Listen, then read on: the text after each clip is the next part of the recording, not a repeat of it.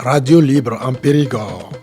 Carrefour des Savoirs, une émission des cultures et rythmes africains, présentée par Virgile dit La Termitière.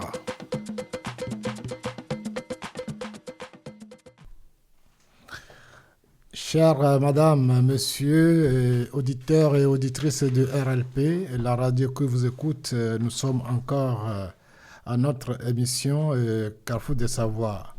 Mais aujourd'hui, on va spécialement parler de la Coupe du Monde, l'actualité oblige, et on va parler des 10 pays qui représentent les nations africaines. Sans toutefois parler, on a à la technique Aïda, et on a un invité spécial, Sébastien Alos. Il y en a un de Limoges qui vient mais qui est en retard. Et Jeanne Adra, DJ Jeanne. Et voilà, en quelque sorte, sur quel plan nous allons nous dérouler cet après-midi. Bon, on va essayer d'écouter d'abord les noms des 10 pays qui représentent l'Afrique. On a l'Afrique du Sud, les Bafana, Algérie, les Fennecs, le Cap-Vert, les requins bleus, RDC Congo, les léopards, la Côte d'Ivoire, les éléphants, et l'Égypte, les pharaons, le Ghana, les Black Stars, le Maroc, les lions de l'Atlas, et le Sénégal, les lions de la Teranga, et la Tunisie, les ailes de Carthage. Sans toutefois tarder, on va essayer d'écouter une chanson d'Afrique du Sud pour démarrer.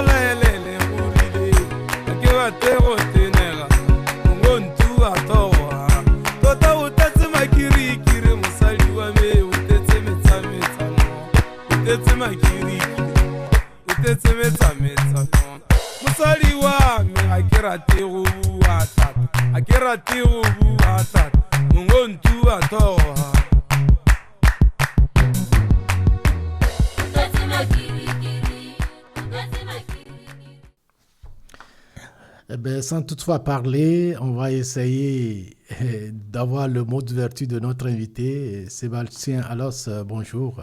Oui, bonjour Virgile, bonjour à la technique aussi. Oui, nos pays africains qui sont qualifiés à la Coupe du Monde, on avait 2 pays.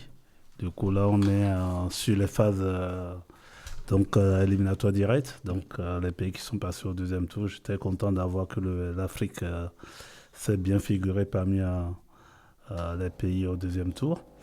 Sauf que sur les 3 matchs qui sont passés, on a déjà 3 éliminés, donc voire 4. Donc, espérons qu'on va arrêter l'hécatombe d'ici là.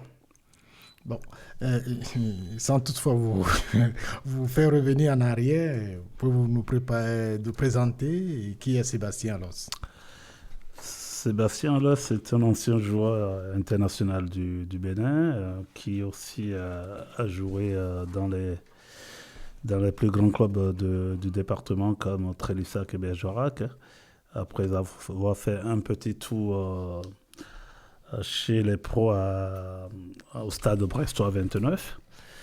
Et donc actuellement responsable technique au pôle sport à la mairie de Thonon. Merci. On va essayer de parler, ou bien de débriefer un peu les premiers matchs de nos équipes, si je peux en parler comme ça, parce que nous, on a deux équipes de cœur, l'équipe française et nos pays d'origine. Sans toutefois, oui. Sans oublier qu'on est français. Ah, donc, oui. en parlant d'être français, moi je supporte bien la France puisque on a un de nos protégés qui figure parmi la liste des 20 joueurs à la Coupe du Monde, donc Maxence Lacroix, qui est issu du club de Tenon où je suis le responsable technique.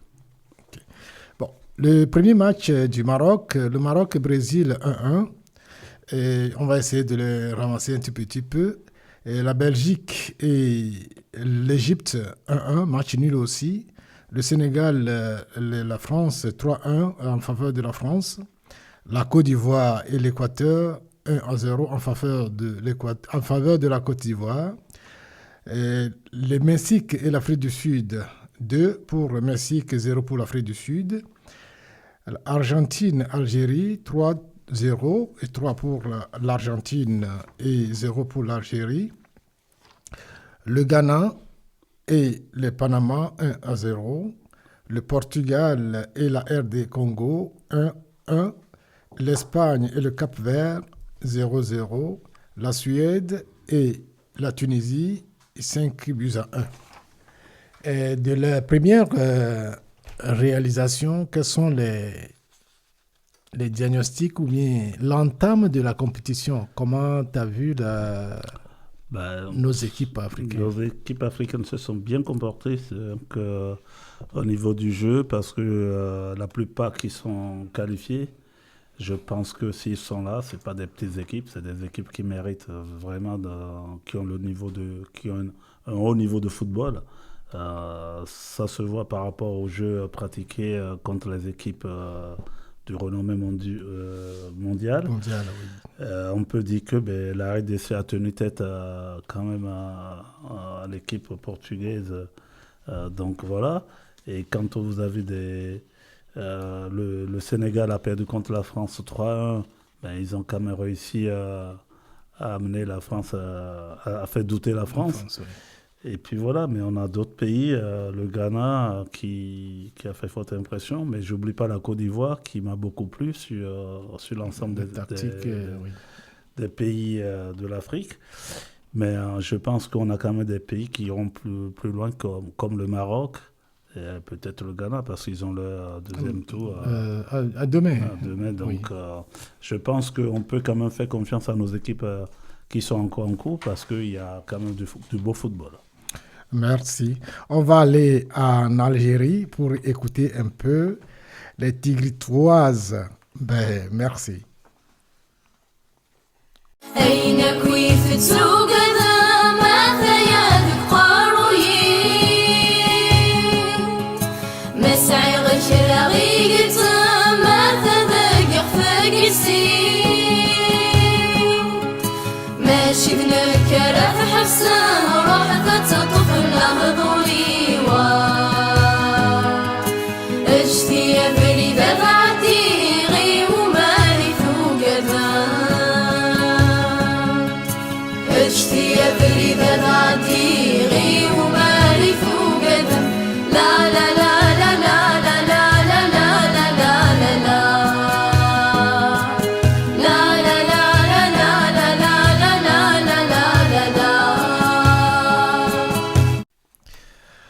Merci Sébastien Allos.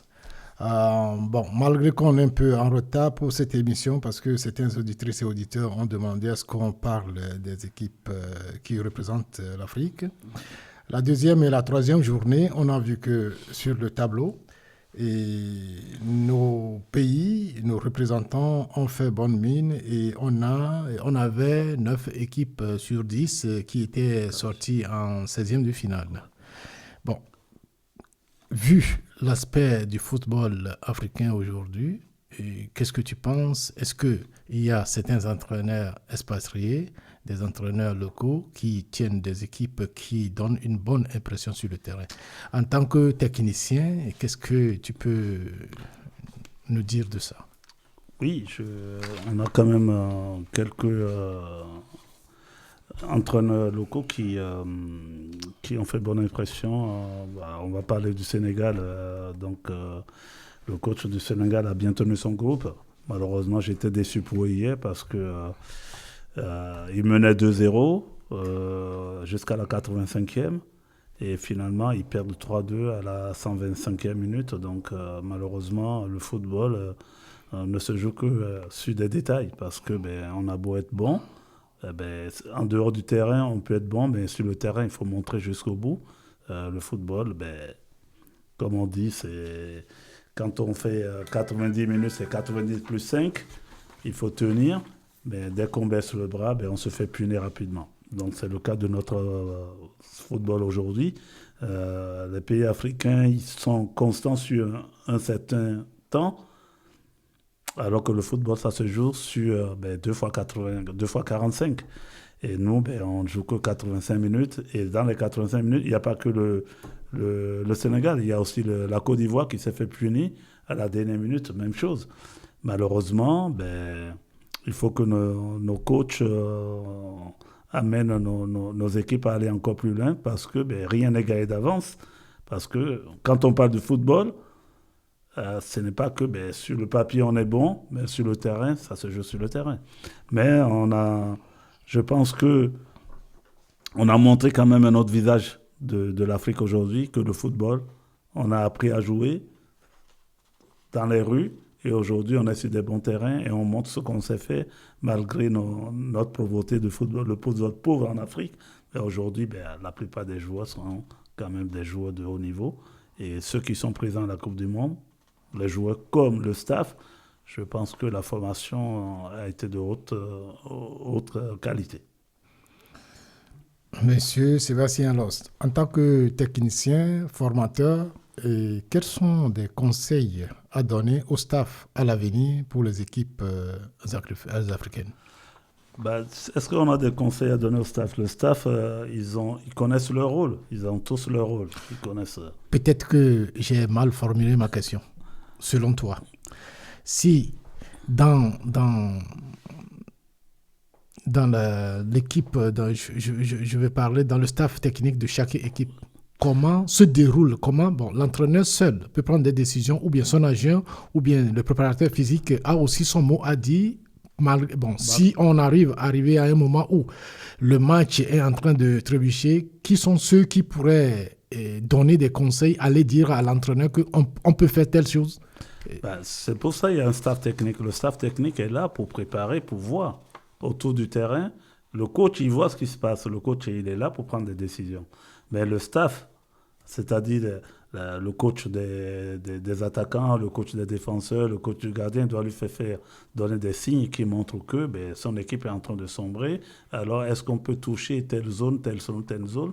Et après, l'entraîneur dit, oui, vous avez raison, mais je vois ce que vous êtes en train de dire. Oui, on peut modifier, on peut faire des changements. Si le staff technique décide et que le coach a pris conscience, oui, le coach, il accepte et dit, oui, on peut changer, on y va, on change tel joueur. Mais il y a des joueurs qui ont revendiqué leur sortie, comme Pape Gueye pour le Sénégal, qui a dit, moi, je ne reviens plus jouer en équipe nationale si le staff technique ne change pas. Il a tort. Et un joueur ne peut pas décider à lui tout seul de changer le staff technique. Le coach, il a pris sa décision, il a pris sa décision de le sortir. Oui, certes, derrière, il y a des faits, mais c'est la responsabilité du coach. Lui, il n'est qu'un joueur, comme lui, il va en avoir un paquet qui attend pour jouer, c'est tout. Sur sa réaction, moi, je le comprends. Mais même si tu es déçu, tu peux garder te taire et aller discuter avec le coach et dire, moi, je ne suis pas content de m'avoir sorti, mais voilà, non. Il n'a pas joué son rôle professionnel et moi je suis déçu pour ce joueur qui a énormément de qualité et des retours comme ça, on doit pas, c'est pas un bon exemple pour nos jeunes d'entendre un professionnel parler comme ça à un staff technique en fait, à tout un pays d'ailleurs, parce que c'est pas normal. Merci. Sur ce fait, je voudrais poser une question. Est-ce que dans le staff, excuse-moi ce terme, l'entraîneur peut dire non à certaines décisions, peut dire que non, je ne veux pas de ça. Or, il peut avoir tort. Est-ce que ça peut se passer? En tant que formateur, je vous pose cette question en tant que formateur. Ça peut se passer. La décision est prise par le coach, oui, puisqu'il est le responsable de l'équipe, il est le patron de l'équipe. Vous faites des remarques et que le coach dit non, moi je préfère qu'il continue parce que j'ai besoin de lui pour ça. Et l'autre lui dit, ça se passe mal. Oui, mais je le laisse. C'est le coach qui décide. Donc, on peut s'en prendre. C'est pour ça que les entraîneurs sont vite virés parce que ils ont pris des décisions. Oui, on assume ces décisions. On est coach et on assume les décisions. Ce qui se passe, en fait, l'équipe gagne, c'est les joueurs qui gagnent. L'équipe perd, c'est la faute de l'entraîneur. C'est comme ça dans la vie. Vous êtes patron d'entreprise, votre entreprise gagne de l'argent, c'est bon. S'il perd de l'argent, c'est votre faute. C'est les employés qui travaillent. Mais là, c'est le cas du football. Le coach, il a décidé, c'est lui qui est responsable de son groupe. La défaite appartient souvent au coach, alors que la victoire est souvent attribuée aux joueurs. C'est comme ça la vie. Donc, on a parlé en globalité des équipes. Mais que penses-tu de l'équipe d'Afrique du Sud et de l'Algérie, ces deux équipes-là? Que penses-tu de leur évolution, de performance Oui, ce n'est pas les deux équipes qui m'ont... C'est les équipes qui m'ont... On va déçu. égrener toutes les équipes. Voilà, on va passer à peindre toutes les équipes. Voilà. Moi, l'Afrique du Sud et l'Algérie sont les pays qui m'ont déçu par rapport à la Coupe du Monde, par rapport à ce on voit en Afrique, ce qu'ils font au niveau du continent africain. Arrivés à la Coupe du Monde, ils n'ont pas monté leur vraie figure. Malheureusement, ils ont fait tout pour se qualifier, mais à l'arrivée sur la Coupe du Monde, ils n'ont pas produit le football qu'ils produisent d'habitude. Et malheureusement, moi je suis déçu pour les Bafana Bafana et les Fenech qui n'ont pas montré le vrai visage du football africain. C'est un manque de préparatif ou bien en tant que technicien, nous sommes un peu novices.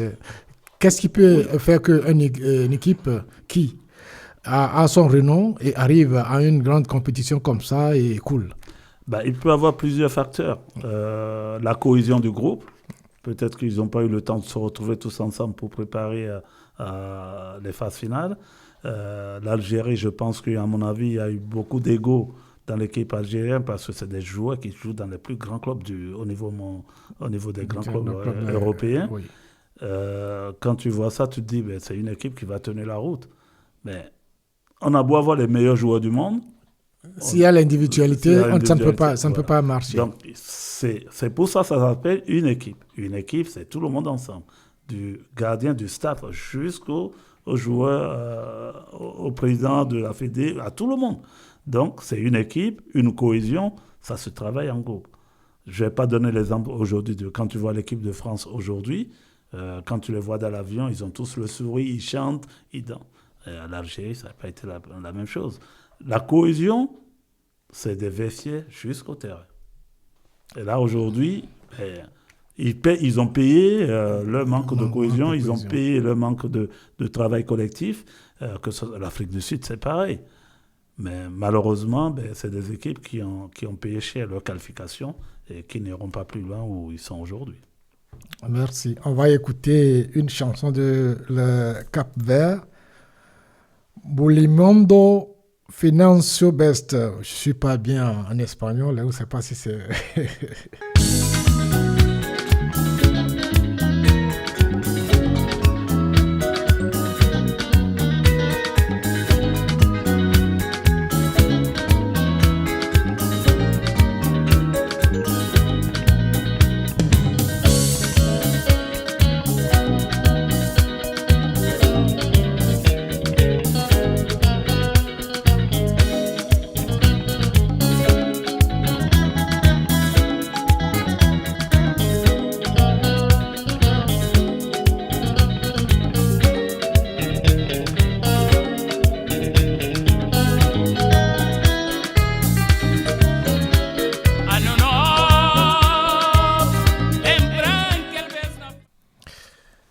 Monsieur Sébastien Los, comme on avait démarré, on va continuer. On va parler un peu de l'équipe du Cap-Vert, de RDC Congo et de la Côte d'Ivoire. Bon, c'est 3 équipes. Et comment tu as vu leur évolution du début? Et presque, il y en a 2 déjà qui sont éliminés. Et leurs prestations. Je ne vais plus parler de la Côte d'Ivoire qui m'a beaucoup fait plaisir pendant ces éliminatoires. C'est une équipe qui a produit du football, qui a démontré que les qualités africaines sont de haut niveau. Et puis je pense que c'est des joueurs qui aussi évoluent dans les grands clubs du monde. Il y a un ou deux joueurs qui jouent dans le championnat allemand. En France, il y en a trois ou quatre. Donc voilà, la Côte d'Ivoire est représentée au niveau de l'Afrique, au niveau mondial, l'Afrique. Mais malheureusement, ben, ils ont prêché dans la phase qualificative à la fin. Donc, ils n'ont pas assuré leur qualité. Ils n'ont pas. Oui, ils ont fait au mieux parce que je pense qu'ils pouvaient aller plus loin que ça. Je pense qu'ils pouvaient aller plus loin parce que le football qu'ils ont montré pour se qualifier au deuxième tour était très, très intéressant. La RDC, malheureusement, une équipe physique sur le terrain qui n'a peur de rien, qui a accroché toutes les grandes équipes. Match nul, voilà, et finalement, ben, il se retrouve au deuxième tour comme une équipe qui a assumé sa responsabilité. Donc, pour moi, je les voyais aussi solides. Et puis, ben, on a Cap-Vert, où personne ne s'entendait à une équipe vraiment sortie de nulle part. Et Cap-Vert, ben, c'est extraordinaire. Tous les dimanches, je suis avec un ami, Rigaud, qui a été un ancien joueur de Trélissac, qui a été entraîné aussi à Trélissac. Rigaud, qui est de Cap-Vert, il était content les dimanches de montrer le maillot de Cap-Vert, de son équipe.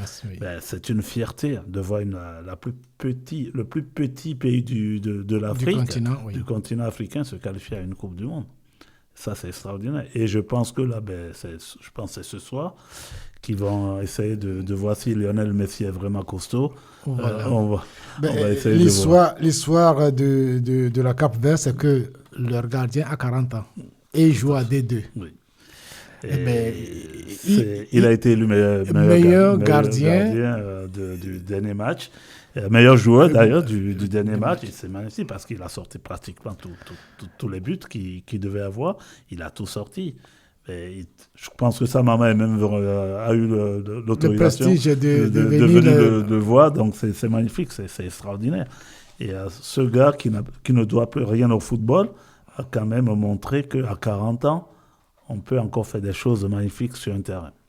Qu'est-ce qui prouve cette souplesse à cet âge en tant que sportif? En tant que sportif, il doit avoir une hygiène de vie qui est saine.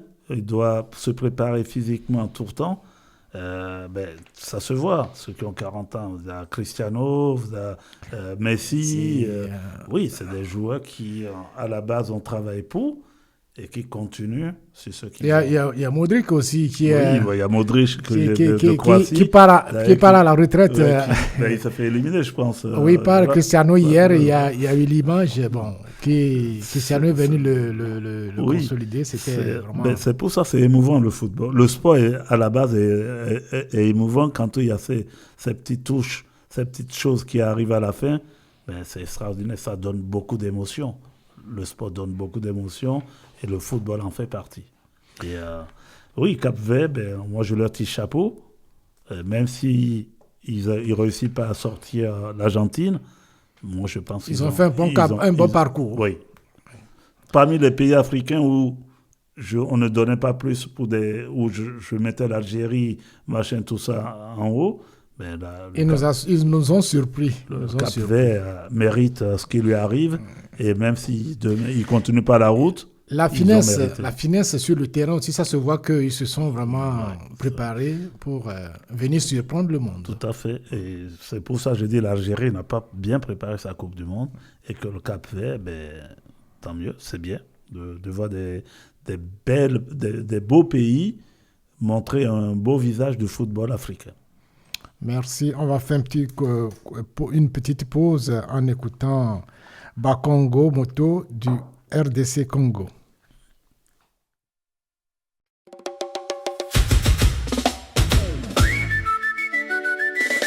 Hey, Bakongo! Hey! Nanyo Samokili!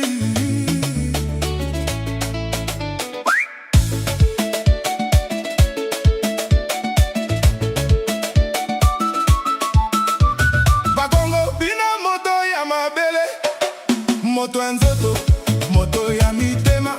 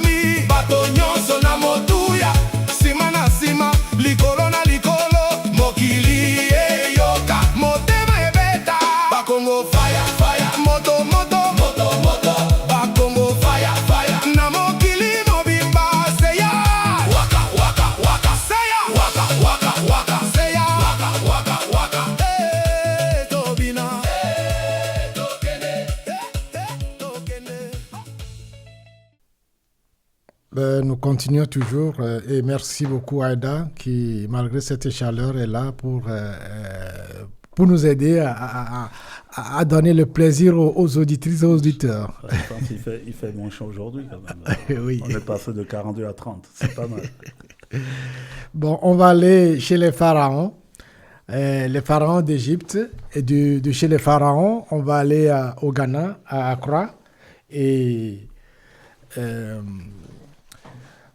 l'Égypte. Et comment tu vois le déroulé de l'équipe d'Égypte? En voilà une équipe qui n'est pas dans le bon rythme non, aussi. J'ai parlé du cas de l'Algérie, on a parlé de l'Afrique du Sud. Vous avez l'Égypte qui a complètement perdu son football. Même s'il y a Salah, même s'il y a quelques joueurs de haut niveau. L'Égypte n'a pas non plus montré son vrai visage à la Coupe du Monde aujourd'hui parce que c'est des pays autres que moi je pensais. La plupart de ces pays, comme l'Algérie, l'Égypte ou le Maroc, sont des pays qui ont quand même, à chaque compétition mondiale, ils ont quand même figuré, ils ont toujours fait peur aux pays européens. Mais l'Égypte aujourd'hui ne fait plus peur à personne, malheureusement. Parce que les joueurs, Salah pareil, il fait partie des joueurs qui sont pratiquement à la retraite, se préparent à la pré-retraite. Oui, donc là, vous avez un pays égyptien qui a le football d'aujourd'hui qui est amoindri et qui n'a plus beaucoup de valeur à mes yeux. Et je pense qu'il faut retravailler derrière chaque pays africain qui s'est qualifié. Mais moi, je tiens compte de ce qu'ils ont donné à l'époque, l'Égypte et l'Algérie, dans le football mondial, et les Bafana, quand il y a eu la Coupe du Monde chez eux. Oui, aujourd'hui, ce n'est pas la même chose. Le Ghana, 1-0 avec le Panama, 0-0 avec l'Angleterre, 2-1 avec la Croatie. Le Ghana, je crois c'est demain que le Ghana joue. Comment tu vois la prestation des Ghanéens? Je pense qu'ils ont joué un jeu de méfiance. S'ils ont joué défensif, ça leur porte le fruit de défendre plutôt que d'attaquer directement. Donc ils défendent d'abord ensemble et ils attaquent après. Sur des contres, ils ont réussi à marquer des buts, à gagner sur un match et à tenir tête à l'Angleterre. Alors que l'Angleterre, c'est une équipe qui est vraiment solide, que je pensais qu'ils allaient sombrer, mais finalement, il y a eu 0-0. Il y a eu 0-0. Et il ne faut pas oublier non plus que le Ghana pouvait avoir un penalty à sa faveur qui n'a pas été sifflé. Et que quand on a vu les vidéos, tout ça, et que mais le Ghana aurait pu l'emporter 1-0 face aux Anglais. Oui, mais le Ghana, tient son rang et je pense ils ont les possibilités de passer. L'histoire, c'est qu'après, les supporters anglais disent que Ghana use Juju. Juju, c'est quoi Juju? Ils disaient là. Je ne sais pas du tout. Bon, du Ghana, on a déjà briefé le Maroc, le Sénégal et la Tunisie.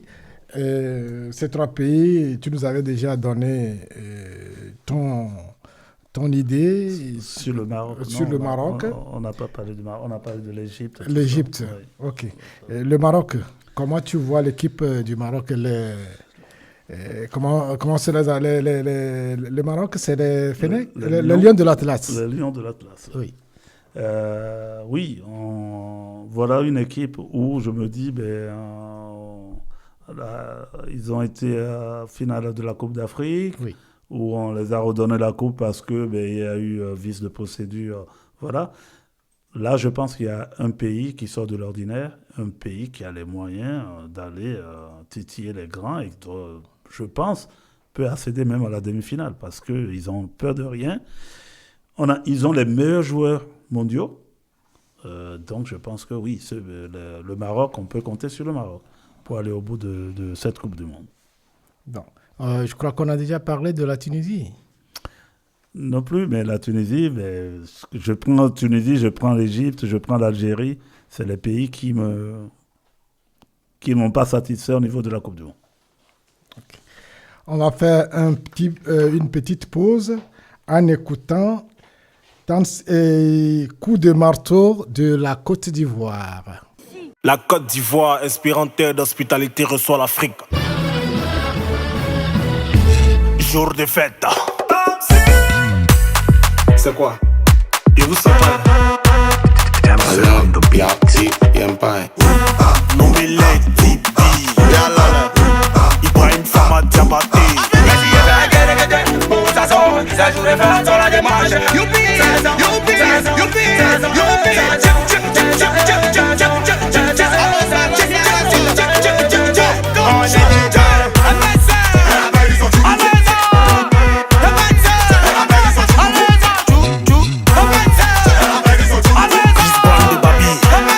Y'a pas conseil, hein, à lui seulement.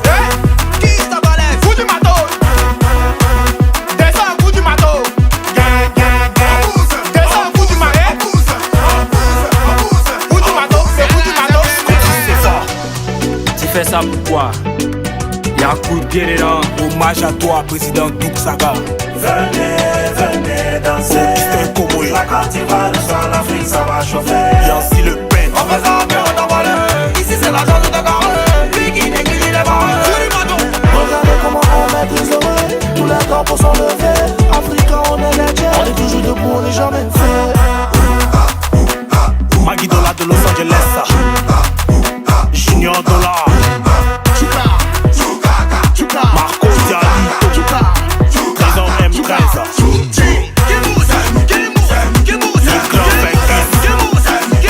Nika Béré. Serge Ali. Vino Ambassadeur. Ça joue les fêtes sur la démarche. Youpi, youpi, youpi.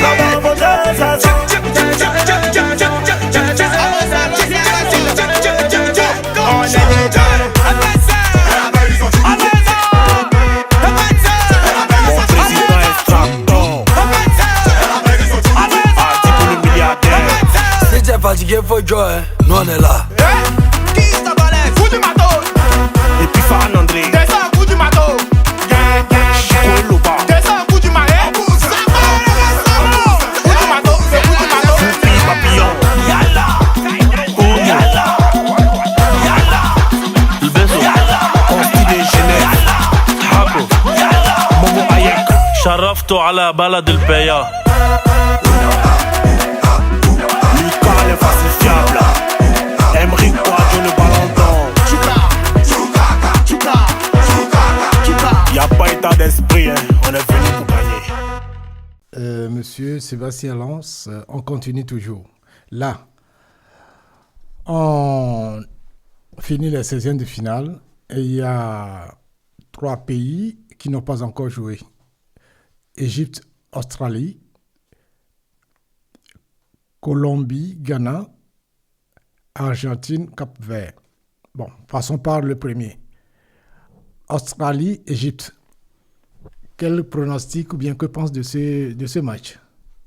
Australie, Égypte. Je pense que je vais quand même opter pour l'Égypte, malgré que je sous-estime leur participation à cette Coupe du Monde, parce que ils n'ont pas les qualités requises pour en arriver là.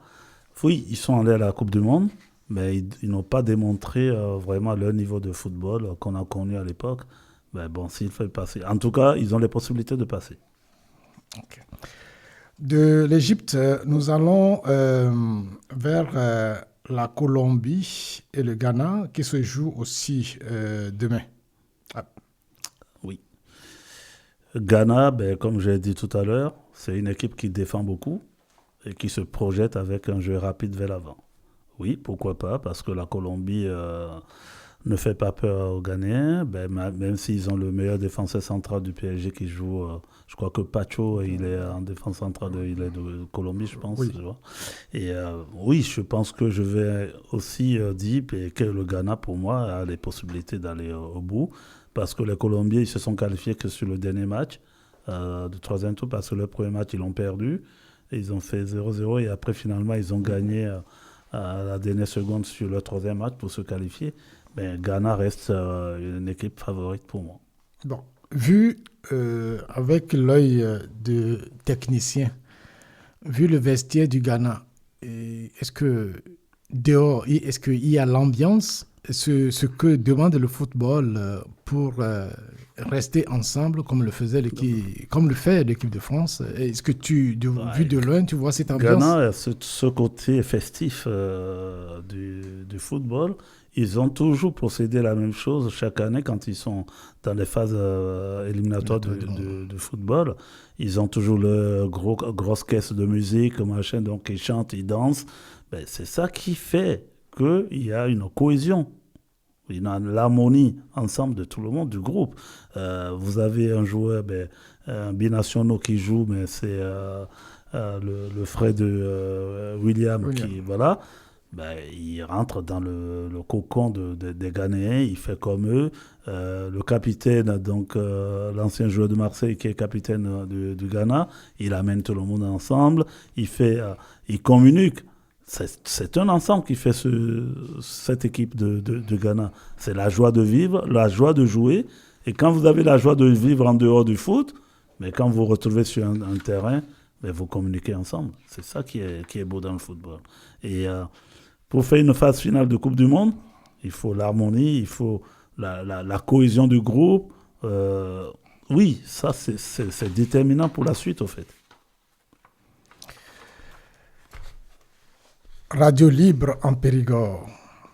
La radio qui vous écoute, nous sommes sur www.radiolibreapérigord.com. Sébastien Alos, on continue toujours. Argentine, Cap-Vert. Petit marteau contre grand marteau. Oui. Je ne vais pas dire que le football va défavoriser le Cap-Verdien. Oui. Vous savez, j'ai toujours dit, j'avais des jeunes, quand on faisait des matchs, ils disaient, on joue contre telle équipe. Ah ouais, c'est le dernier de la poule, machin.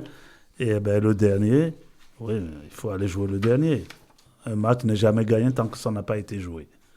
Donc, je suis sûr que tout le monde voit l'Argentine passer, moi y compris. Oui. Je pense que le Cap-Vert va donner cher de sa peau pour s'en sortir. Mais ils n'iront pas pour prendre 10, mais ils vont y aller pour jouer, pour se faire plaisir. Et à l'arrivée, si à la fin, ils s'en sortent. S'ils perdent, ils seront quand même... Ils n'ont rien à perdre. Ils n'ont rien à perdre. Ils ont déjà fait le maximum. Voilà. Donc, oui, l'Argentine est favorite. Ça, je n'en disconviens pas. En plus, d'un côté, tu as Messi. Ils ont des joueurs de classe vraiment mondiale. Et notre petit pays de Cap-Vert, oui, ils vont tenir tête. Je pense qu'ils vont essayer de défendre corps et âme pour aller jusqu'au bout. À l'arrivée, je pense qu'ils ne vont pas continuer. Mais s'ils s'en sortent, tant mieux. Mais en connaissant de mon côté comment je vois le football, je pense que ça va être difficile. Merci. On va faire un petit détour au Ghana en écoutant le son Akosua Adamako. Et on revient, on va parler du foot mondial. Sinon, on aura des jaloux. Nous sommes en France et notre équipe, notre seconde nation aussi est dans la compétition. On va aussi parler un peu de l'équipe de France et puis parler de la globalité de toutes les équipes qui représentent leur nation. Après le Ghana, on revient. À toutes.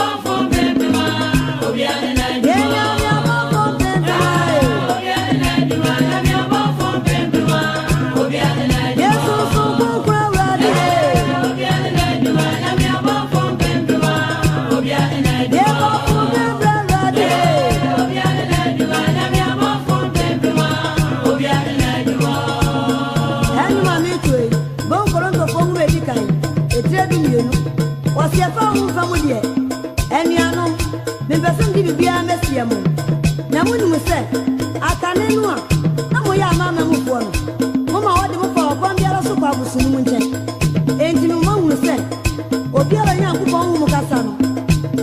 so busu diada. Obi sun tumi fe Yesu ewrade. Aje won konkono. Me so obi dia ne nyonto, obi dia ne nsanka, obi dia ne jidie, obi dia ne ayaresa. Me so obi so amane kasa wudu ya, obi dia ne nkwanse, obi dia ne kasa wudu opa.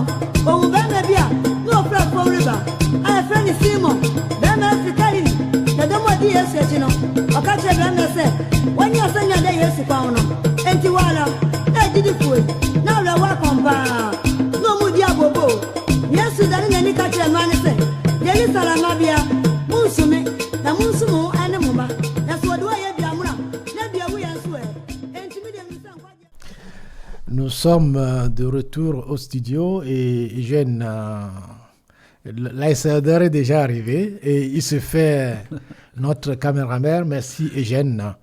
Merci. On va aller sur l'équipe de France d'abord, les Bleus. Et comment tu vois la prestation de l'équipe de France du début jusque-là? Honnêtement, pour te dire, Virgile, parce que j'ai vu toutes les équipes jouer pratiquement. L'équipe de France est au-dessus de tout ce que j'ai vu aujourd'hui. L'équipe de France est au-dessus de toutes les autres équipes. Pourquoi? Parce qu'ils ont du devant jusqu'à derrière ce qu'il faut. Derrière, il y a une défense centrale qui est costaud. Derrière, dans le but. Au milieu, tu as deux joueurs très intéressants, mais plus, on ne va pas parler de Tchouaméni ni de Rabiot, mais c'est des joueurs qui sont très intéressants. Et en attaque, c'est grandiose.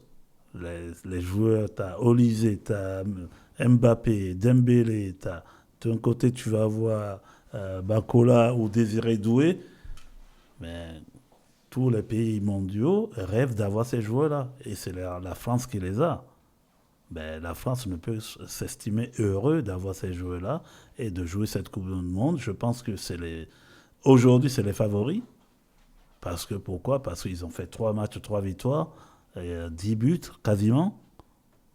Et je ne vois pas quelle équipe va le faire peur, si ce n'est que l'Argentine, où je doute aujourd'hui qui doit jouer contre le Cap-Vert. Mais sinon, pour moi, l'équipe favorite aujourd'hui de cette Coupe du Monde, c'est la France. L'histoire... C'est les Bleus, je veux dire. Oui. C'est notre équipe, c'est l'équipe de France qui vraiment... L'histoire de la triste nouvelle de la perte de la maman de l'entraîneur, c'est que les gens disent que les joueurs voudraient faire l'honneur à leur entraîneur en se battant jusqu'au bout. Moi, j'ai vu quand Mbappé a marqué son but du retour de son entraîneur, il a couru jusqu'à ses bras. C'est la première fois depuis que moi je vois l'équipe de France, c'est la première fois que je vois cet acte. Oui, mais c'est des éléments qui fait... C'est pour ça que j'ai dit l'émotion au football est extraordinaire. Pourquoi? Parce que il est parti, en fait l'enterrement de sa maman, il a quand même laissé l'équipe parce que c'est important pour lui. Oui. Pour autant, il a quand même laissé des consignes à son adjoint qui a respecté ce travail. Et les garçons ont respecté... Le boulot a été fait derrière. Même à son retour, Mbappé, qu'est-ce qu'il a fait? Je veux le dédier à ce but à sa maman. C'est mon coach. C'est grâce à lui que je fais ce métier. C'est magnifique. Ça vaut tout l'or du monde, ce but, pour lui. Et pour Didier Deschamps, c'est valorisant pour lui, en sachant qu'à la fin d'année, il va arrêter parce que on va donner l'équipe de France à quelqu'un d'autre. Mais il a quand même fait son boulot jusqu'au bout parce que c'est un professionnel et les joueurs lui rendent ça. C'est magnifique. Bon, et moi je voudrais te poser une question en tant que technicien. Quel réglage l'équipe de France peut encore faire pour mieux faire maintenant pour la suite de la compétition? Oui, moi j'ai relevé des points faibles de l'équipe nationale parce que c'était aujourd'hui à 2 joueurs, les latéraux, les côté gauche comme côté droit, sur la défense, qui pour moi a un petit souci. On connaît Jules Koundé à Barcelone qui est extraordinaire, qui a un volume de jeu magnifique. On a Lucas Digne qui joue en championnat anglais, mais aujourd'hui qui n'a le niveau, je pense que c'est les 2 points faibles de l'équipe de France aujourd'hui, c'est les 2 latéraux. Mais ça ne se voit pas. Pourquoi ? Parce que les attaquants défendent énormément, y compris Mbappé qui, on disait que il défend pas. Hein. Et aujourd'hui, c'est une équipe qui travaille sur tous les fronts. Et du coup, on ne voit pas la faiblesse des 2 latéraux, mais parce que tout le monde travaille ensemble. Et en sachant que sur le banc, il y a des joueurs qui n'ont pas encore joué, qui peuvent parler. Parce que en défense centrale, c'est costaud, comme je l'ai dit, Upamecano, tu as Saliba, mais on a aussi Maxence Lacroix qui est sur le banc, qui est notre Périgourdin, qui fait partie des éléments de l'équipe de France. Derrière, il y a des joueurs de PSG qui... Voilà, l'équipe de France est une équipe complète. Comme tu viens de le dire, Monsieur Lacroix, je crois qu'en lisant les journaux, j'ai vu qu'il est passé... à Tenon, dont tu es l'éducateur. Comment s'est passé un bref avant qu'on ne quitte l'équipe de France? Oui, Maxence, comme je dis, Max est un gamin qu'on a eu à Tenon. On a eu la chance de l'avoir eu à Tenon. C'est un gamin qui adore travailler énormément, qui a toujours fait des heures supplémentaires quand je l'avais en session foot et à l'école de foot, parce que je voyais des fois rester pendant des heures avec moi. Juste pour vous dire comment ça se passait, parce qu'on avait 2 séances par semaine avec lui, avec la session foot, sans parler de l'école de foot. Et les horaires qu'il faisait avec moi la session foot, c'était tellement simple, parce qu'on faisait de 15h à 17h. De 15h à 17h, on finissait la session foot, les gamins doivent rentrer chez eux. Mais Maxence, il profitait pour rester un peu plus, puisque moi, je restais encore pour préparer la séance des seniors jusqu'à 19h. Il prenait son temps, il dit, je peux rester un peu avec toi? Je dis, oui, ta maman vient te chercher un peu plus tard? Oui, la maman est occupée avec son boulot, mais qui n'est pas loin, pensait revenir un peu plus tard récupérer. Mais la maman a confiance en moi, c'est que je suis là, donc l'enfant, il n'est pas perdu, il est avec moi. Oui, il profitait pour travailler. Et c'est un gamin qui adore, il adore le travail supplémentaire. Tu lui donnes 2-3 ballons, il va taper dedans, il va améliorer. Il a énormément progressé avec son pied gauche. Quand on le voit jouer, on ne sait pas s'il est gaucher ou droitier. Mais il avait beaucoup d'avantages sur ses copains qui ont le même âge que lui. Il avait 2 fois la taille des autres. Il était déjà plus grand. Je vais vous montrer des photos que j'ai de lui quand il avait 11-12 ans. Mais c'était le plus grand de tous. Mais ça ne fait pas tout.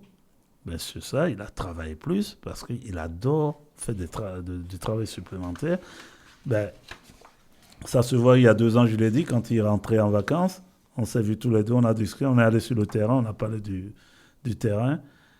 Il est resté qu'une semaine. La semaine d'après, il était déjà parti à Nice, fait sa préparation pour la rentrée à 2025-2026. Oui, Maxence, il est passé chez nous, il est passé à Trélissac. Voilà. Et après, il a été au Pôle Espoir. Le directeur de Pôle Espoir, Benoît Michelina, que je remercie, on s'est appelé pour dire, au fait, le travail qu'il a fourni, le travail que nous, notre école de foot a fourni, a payé pour lui, mais ça a payé pour tout le monde, c'est toute la Dordogne.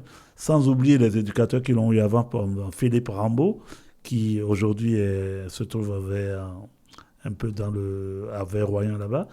Il y a aussi Christian qui l'a eu un peu. Rachid Krekri, il l'a eu aussi à Trélissac, de U13 jusqu'à U15. Oui, c'est un gamin qui est passé dans plusieurs éducateurs. Il a eu plusieurs enseignements. Tant mieux, il a appris de nous. Mais je pense qu'il n'y a pas que nous, il a aussi fait beaucoup d'efforts. personnel. Il a fait des efforts parce qu'il sait où il veut y aller. Il est débrouillard. Et moi, je lui ai dit, écoute, si c'est ce que tu veux faire, continue à travailler. Il a réussi. Le travail a payé. Le travail paye parce qu'on a envie de le faire, parce qu'on aime ça. Si tu n'aimes pas le football, ne le fais pas. Si tu aimes le football, mais il y a beaucoup de sacrifices. Et lui, il adore ça. Il a fait énormément de sacrifices. Et je ne vais pas les lister, mais je l'ai connu. Mais je dis à maman, la maman, on en parle, mais oui, il a fait des sacrifices. Et moi, je me rappellerai encore de tout ce qu'il a fait aujourd'hui. J'ai dit oui, mais il y a beaucoup d'enfants qui n'auraient pas fait ça. Mais lui, à l'époque, il l'a fait. Et aujourd'hui, il n'a que la consécration de ce qu'il mérite, c'est tout. Merci. On va faire une petite pause en allant au Maroc. Le folklore du Maroc, Tika de Marrakech.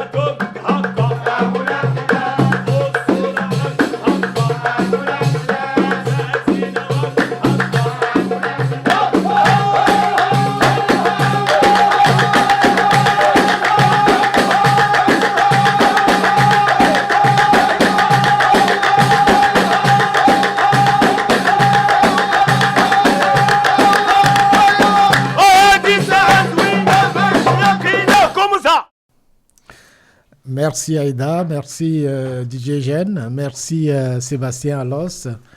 On continue toujours. Ton mot de fin pour ce mondial 2026 qui se joue dans 3 pays, je crois, Mexique, Canada et USA. Oui, cette Coupe du Monde va être vraiment longue. Et aujourd'hui, je pense que s'il y a un favori à sortir, je pense que la France est... Notre pays est vraiment le pays qui a montré un niveau de football vraiment au-dessus de tous. C'est que c'est le football. On a l'Argentine qui va suivre. On a le Maroc qui est là aussi. Après, j'ai l'Angleterre, le Portugal. Je me suis dit, c'est les deux qui me font... voilà. Mais s'il y a 4 équipes à citer, je pense que j'en ai au moins 3. Je pense qu'ils sont au top niveau. Et s'il y a surprise que c'est le Ghana qui va au bout. Le Ghana, le Maroc. Voilà, c'est pour ça. Je sais qu'il y a le Maroc, il y a le Ghana. Moi, c'est les 2 pays africains qui, vraiment, aujourd'hui, ont un vraiment top niveau. Même si le Sénégal et la Côte d'Ivoire ont chuté, parce que malgré les qualités qu'ils ont, oui, le Maroc, le Ghana, s'ils passent le tour là, oui, ils seront dans les 4 à finir, les 4 premiers, ils seront dedans. Mais c'est sans doute que je dis que la France va aller en finale. Et après, les 3 de demi-finale, il y a l'Argentine, le Maroc. Si le Ghana y va, tant mieux. Mais le football, quand même, a toujours le dernier mot sur le terrain. Merci à tous les auditeurs et auditrices de nous avoir prêté oreille pour cette émission. Merci beaucoup Aïda et qui n'a ménagé aucun effort pour être avec nous. Merci Sébastien Alos. Merci notre reporter DJ Eugène qui est derrière son caméra. Et on se dit à la prochaine.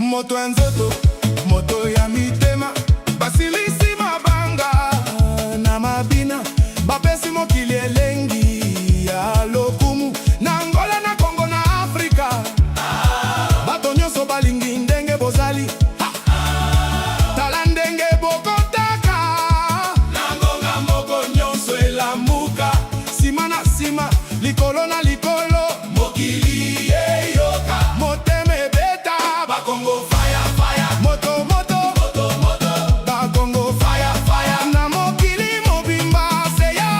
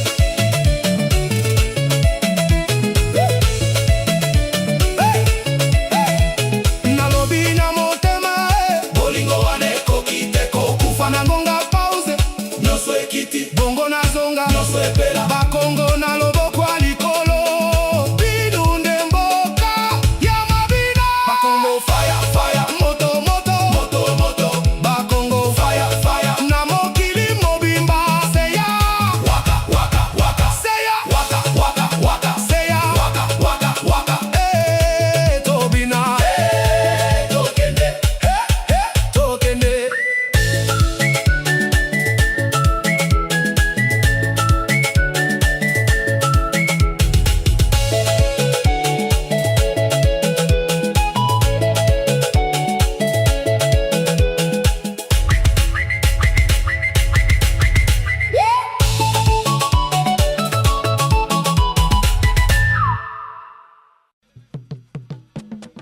Radio Libre en Périgord.